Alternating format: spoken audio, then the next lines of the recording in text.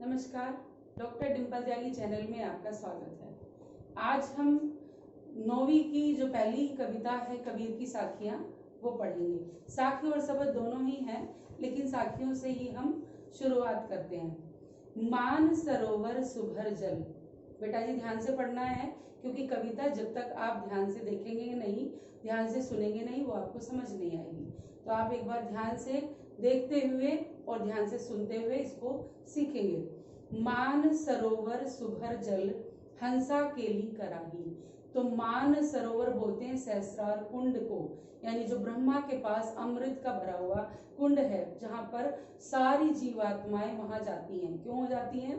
क्योंकि आत्मा परमात्मा का ही एक अंश है। तो जब हमारे शरीर को छोड़कर ये आत्मा चली जाती है, तो कई भी सोचते हैं कि कहाँ जाते हैं, वो वहां उस कुंड में ही चली जाती हैं, परमात्मा के पास ही पहुंच जाती हैं। तो कहते हैं कि मान सरोवर सुभर जल, यानी मान सरोवर जो सहस्रार कुंड है वह अमृत से भरा हुआ है और उसमें हंसा केली कराही। हंसा माने जो हंस रूपी आत्मा है, वह केली कराही माने क्रीड़ा कर रही है, अर्थात खेल रही है, जल में खेल रही है। मुक्ता फल मुक्ता चुगई। तो मुक्ता फल माने मोती रूपी फल का पान कर रही है। कैसे? मुक्ता माने स्वतंत्र होकर, आजाद होकर। कि हंस क्या खाता है? मोती खाता है। हंस का भोजन मोती है। तो हंस जो है, आत्मा रूपी हंस, वह मानो मोती रूपी फल का पान कर रहा है स्वतंत्र होकर। अब उड़ी अनत न जाही, और अब वह उड़कर कहीं दूसरी जगह जाना नहीं चाहता। क्यों नहीं चाहता? क्योंकि जिसको इतनी अच्छी जगह मिल जाएगी वो भला दूसरी जगह कौन क्यों जाएंगे। अब मान लीजिए, आप ही सोच लीजिए, आपको आजाद छोड़ दिया जाए कि चलिए आप कहीं स्विमिंग पूल में आप स्नान कर रहे हैं, खेल रहे हैं, कूद रहे हैं, फिर आपको कहीं पढ़ाई के लिए बोल दिया जाए, तो आप भी जाना पसंद नहीं करेंगे। ऐसे ही वो मानो हंस रूपी जो आत्मा है, वह परमात्मा के पास अमृत से भरा हुआ एक कुंड है, सहस्रार, वहां पर क्रीड़ा कर रही है और मोती रूपी फल का पान कर रही है। वो उतनी आजाद है, उतनी खुश है कि वहां से उड़कर अब दूसरी जगह वो जाना नहीं चाहता। दूसरा, प्रेमी ढूंढत मैं फिरो। प्रेमी ढूंढत मैं फिरो, प्रेमी मिले न कोई, प्रेमी को प्रेमी मिले, सब विष अमृत होई। यानी इस साखी में कबीरदास जी बताना चाहते हैं कि प्रेमी ढूंढत मैं फिरो, यानी वो कहते प्रेमी से मतलब है ईश्वर प्रेमी से, ईश्वर भक्त से, कि मैं सारी दुनिया में ईश्वर भक्त को खोजता घूम रहा हूँ, लेकिन मुझे अभी तक कोई ऐसा बंदा नहीं मिला। ठीक है, वो कहते हैं अगर मिल जाए, यानी ईश्वर भक्त को ईश्वर भक्त मिल जाए, यानी सज्जन को सज्जन मिले, या फिर आप मान लीजिए अच्छा इंसान दूसरे अच्छे इंसान से टकरा जाता है, तो सब विष अमृत होई, माने सारे जो विष होते हैं, सारी जो दुर्वासनाएं हैं, जो बुरी आदतें हैं, बुरे व्यवहार हैं, वह सब अमृत में बदल जाते हैं। यानी वहां पर अच्छाई का ही संचार होता है। क्यों? क्योंकि अच्छे लोग अच्छी ही बातें करते हैं, बुरे लोग बुरी बातें करते हैं। जब दो अच्छे लोग मिलेंगे तो अच्छी ही भावनाओं का आदान प्रदान होगा। तो इसलिए कबीरदास जी कहते हैं कि प्रेमी ढूंढत मैं फिरो, प्रेमी मिला न कोई, प्रेमी को प्रेमी मिले, सब विष अमृत होए। यानी जब दो प्रेमी, दो ईश्वर भक्त मिल जाते हैं, तो मानो सारी बुरी आदतें खत्म हो जाती हैं और अच्छाइयों का संचार होता है। अब नेक्स्ट में, हस्ती चढ़िए ज्ञान की, सहज दुलीचा डाली। ठीक है, हस्ती माने हाथी होता है। तो आपने देखा होगा जब हाथी आता है चल के, उसके ऊपर एक महावत बैठा होता है, और वो कैसे बैठता है? हाथी के ऊपर एक चटाई, दुलीचा बोलते हैं जिसको हम, दुलीचा डाल के वो बैठा होता है। जब वो वहां से गुजरता है, कुत्ते बहुत भौंकते हैं उसके पीछे, लेकिन उस महावत को कोई फर्क नहीं पड़ता। तो ऐसे ही आपको क्या करना है? ज्ञान का अर्जन करना है, यानी अपना ध्यान लगाना है परमात्मा से, ज्ञान सीखना है, ज्ञान लेना है। और किसकी भांति लेना है? उस महावत की भांति। जैसे उसके ऊपर उन भौंकने वाले कुत्तों का असर नहीं है ना, ऐसे ही आपके ऊपर संसार की बातों का फर्क नहीं होना चाहिए। तो उसके लिए कबीरदास जी बोलते हैं, हस्ती चढ़िए ज्ञान की, माने आपको ज्ञान कैसे धारण करना है? जैसे हाथी पर चढ़कर महावत आता है, सहज दुलीचा डारी। सहज माने आसानी पूर्वक, यानी मात्र चटाई बिछा करके आप मन को शांत करके ईश्वर का ज्ञान प्राप्त कर लीजिए, भगवान की भक्ति कर लीजिए, उस महावत की भांति बिल्कुल शांति से आप अपना सफर गुजार लीजिए। क्यों? क्योंकि स्वान रूप संसार है। ये संसार कैसा? स्वान माने कुत्ते के समान है, कि ये संसार कुत्ते के समान है। भूखन दे झक मारी, यानी इनको भौंकने दो, झक मारने दो। क्यों? क्योंकि दुनिया का काम बातें बनाना है। अगर सारी बातें हम इन्हीं के अनुसार करके चलने लग जाएंगे तो हो सकता है यह हमें जीने भी ना दे, खाने भी ना दे और पीने भी ना दे।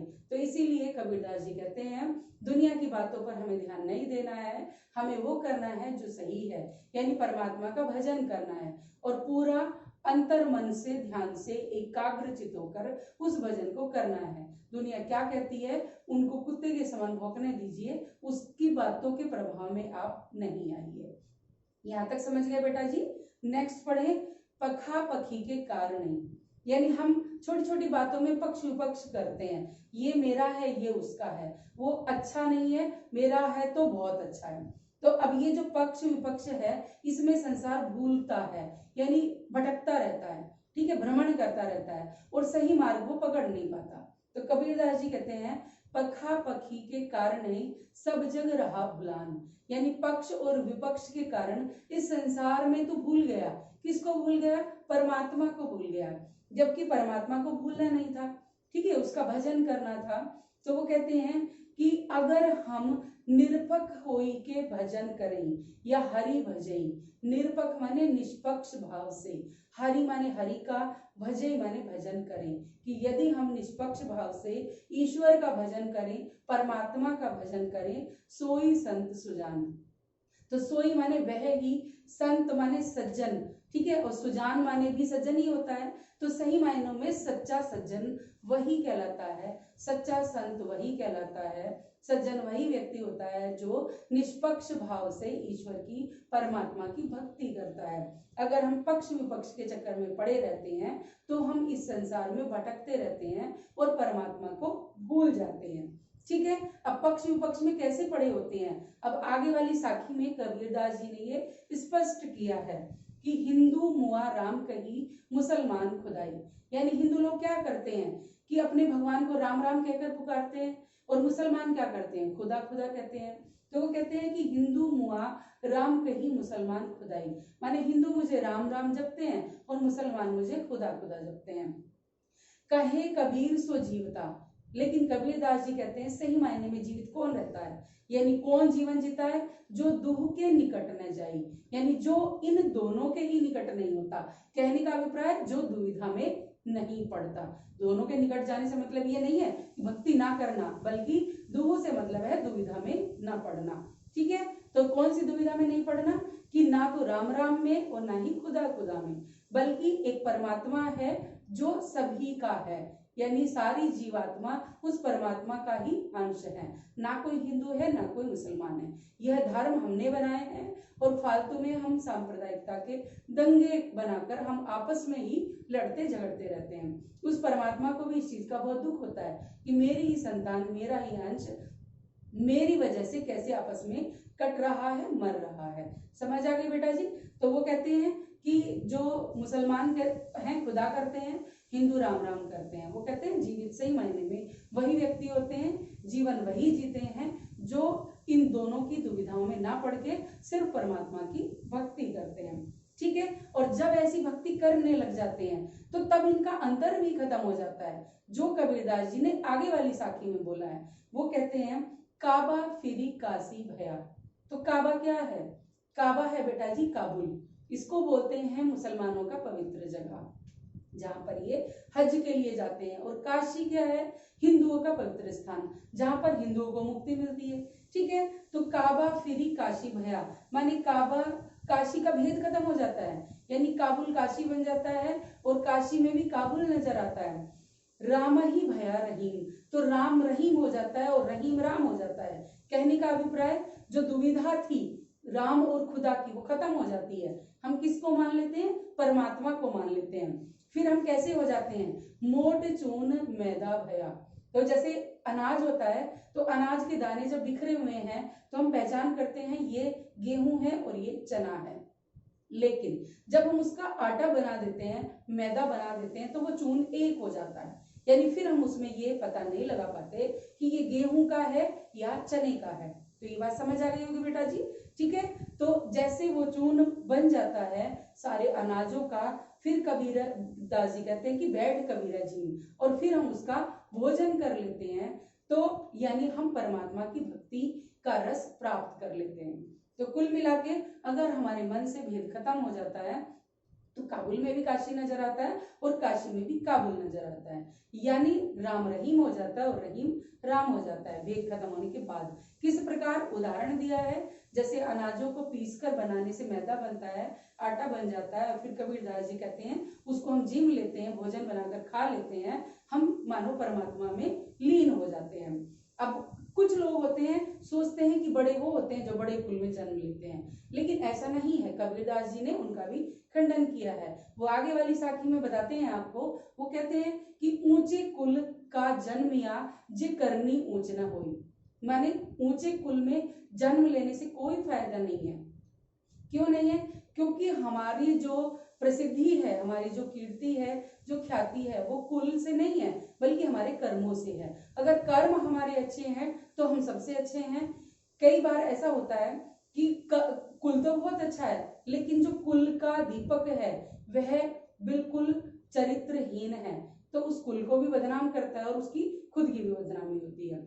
तो कबीरदास जी यही बात कहते हैं, ऊंचे कुल का जन्मिया जे करनी ऊंच न हुई, कि अगर तुम्हारे कर्म अच्छे नहीं है तो ऊंचे कुल में भी जन्म लेने का कोई फायदा नहीं है। फिर आप कैसे रहते हैं? उदाहरण दिया है आगे, सुबरण कलश सुरा भरा। सुबरण माने सोने का बना हुआ, कलश माने जो घड़ा है, अगर उसके अंदर सुरा माने शराब भरी है, कि घड़ा देखो सोने का है यानी कीमती है, धातु सोना कीमती है, ठीक है, हर किसी के बस की खरीदना नहीं है, बहुत महंगी धातु है, लेकिन उस धातु के अंदर भरी क्या है? शराब। शराब माने तुच्छ वस्तु, उसको कौन पसंद करता है? तो ऐसे ही जैसे वो घड़ा हो जाता है शराब भरी होने के बाद, ऐसे ही साधु निंदा सोई, फिर जो सज्जन लोग हैं वह सब उसकी निंदा करते हैं।